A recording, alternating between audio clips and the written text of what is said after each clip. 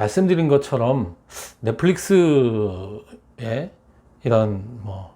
상승세를 어떻게든 견제하려고 하는 회사들은 이 컨텐츠 비즈니스를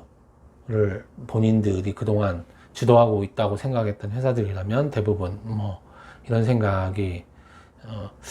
있었고요. 그런 생각에 이제 넷플릭스가 지금 시도하고 있는 이제 온라인 스트리밍 서비스 부분에 대해서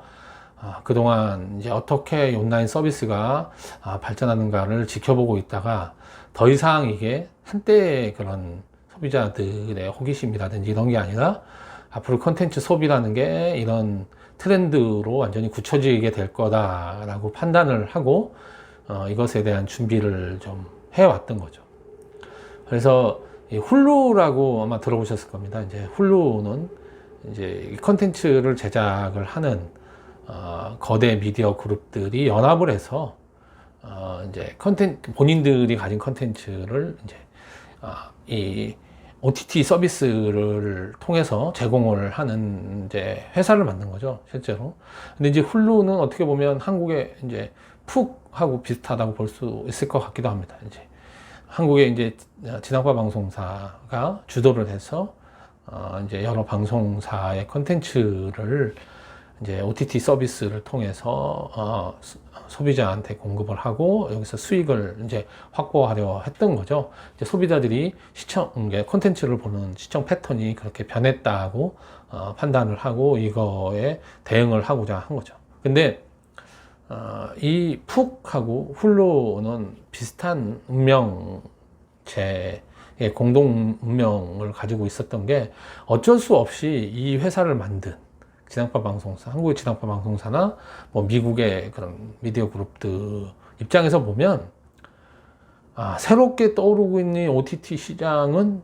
아직까지 본인들이 수익 모델을 제대로 만들어낸 시장도 아니고 본인이 여기서 1등도 아닌 시장인 겁니다.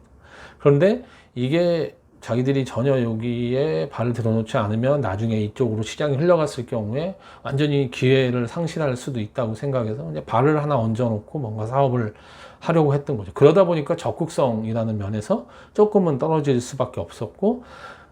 본류 사업자들, 그러니까 지상파 방송사나 그런 미디어 사업자들이 가지고 있는 본류 사업에서 혹시 수익적인 부분에 마이너스가 나는 그런 사업, 그런 행태는 절대로 뭐 할 수가 없었던 거죠.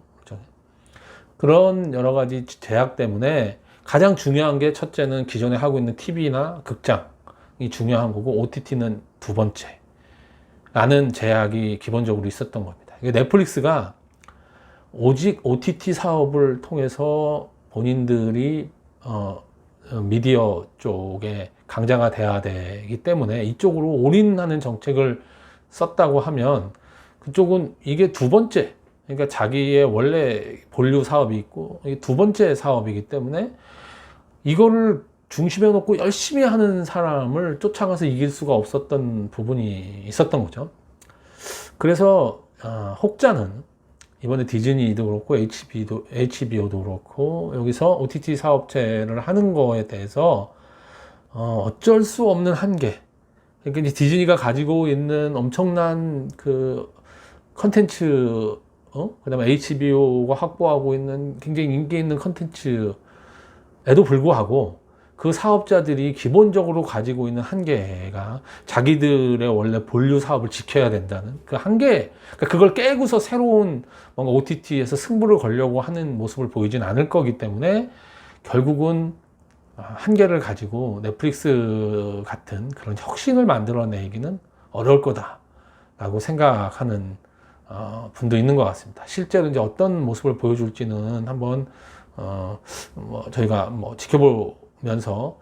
흐름의 트렌드나 이런 걸 한번 볼 가능성, 그러니까 볼만한 여지가 있는 것 같습니다. 워낙 그 컨텐츠가 가지고 있는 엄청난 파워를 바탕으로 하고 있는 회사들이 앞으로 OTT 서비스에서 어떤 모습을 보여줄지, 그 다음에 아마존처럼 온라인 쇼핑이라고 하는 거를 바탕으로 해서 기본적으로 비디오 서비스라는 걸 만들어내고 이게 탄탄하게 굳어지면서 여기서 수익까지도 만들어낸 이 사업자가 앞으로 어떤 모습을 보여줄 건가. 그리고 이제 아마존이라고 하는 회사가 이제 자기네 미국 시장을 넘어서서 전 세계 시장에서도 과연 넷플릭스 같은 행보를 보일 것인가라는 것도 뭐 눈여겨볼 만한 포인트일 것 같습니다. 그리고 넷플릭스가 지금 이러한 콘텐츠 수급 문제에 닥치는 위기. 사실 넷플릭스는 굉장히 좋은 이미지를 가지고 있어서 승승장구했지만 여전히 콘텐츠를 수급하는 비용이 어마어마하게 들어가는 회사이기 때문에 그것 가지고 넷플릭스가 굉장히 약점이 많은 회사다라고 주장을 하고 얘기를 하는 그런 사람들도 꽤 있습니다. 그래서 넷플릭스가 과연 앞으로도 이 컨텐츠 문제 어쨌든 문제가 생긴 거기 때문에 이 문제를 어떻게 해결할 것인지 라는 거는 왜냐하면 독점적인 플랫폼을 갖고 있는 건 아니기 때문에 또 눈여겨볼 만한 지점이라고 생각합니다. 그래서 넷플릭스가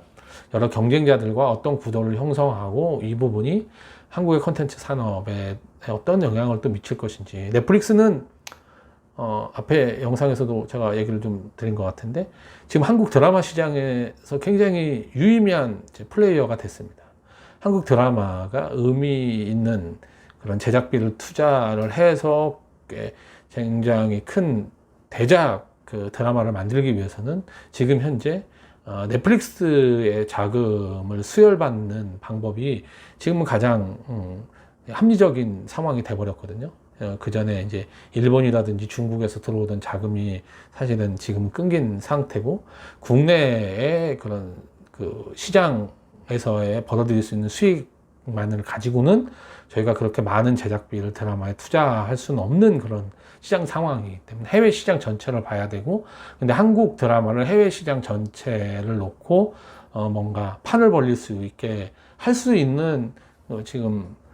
유일한 채널이 이제 넷플릭스가 된 게 아닌가라는 생각이 들고, 현 상황에서 앞으로 이제 일본하고 중국 시장, 그 다음에 그 외에 동남아라든지 세계 시장에서 한국 드라마가 어떤 모습을 보이냐에 따라서 또 이 구도가 좀 달라질 거니까 그건 또 어떻게 변하는지 한번 봐야 될 것 같고, 또 넷플릭스가 지금 이 여러 가지 위기 상황에서 어떤 모습을 보이고 이걸 어떻게 헤쳐나갈 거며, 아시아 시장에서의 넷플릭스의 움직임, 이런 돌아가는 상황에서, 그리고 그거에 따른 한국 드라마에 대한 투자라든지 한국 드라마가 앞으로 넷플릭스를 통해서 어떻게 해외에 비춰지고 이걸 기회로 잘 활용할 수 있느냐라는 것부터 해서 저희가 이런 아주 역동적인 이런 변화의 시기에 넷플릭스의 움직임, 넷플릭스의 추격자라고 할 수 있는 이런 사업자들의 움직임을 잘 살펴보는 것이 한국 드라마, 그다음 한국 예능, 한국 전체 콘텐츠가 어떻게 앞으로 나아가야 되느냐라는 우리만의 전략을 만드는데 굉장히 중요한 부분이라고 생각이 듭니다. 예, 오늘은 그러면 뭐 넷플릭스 얘기를 하면서 여러 다른 넷플릭스를 위협하고 있는 사업자들에 대해서 얘기를 드렸는데, 여기서 마무리하고 다음번에는 뭐 그런 개별적인 사업자에 대해서 조금 더 얘기를 드리는 시간도 한번 가져보도록 하겠습니다. 예, 들어주셔서 감사합니다.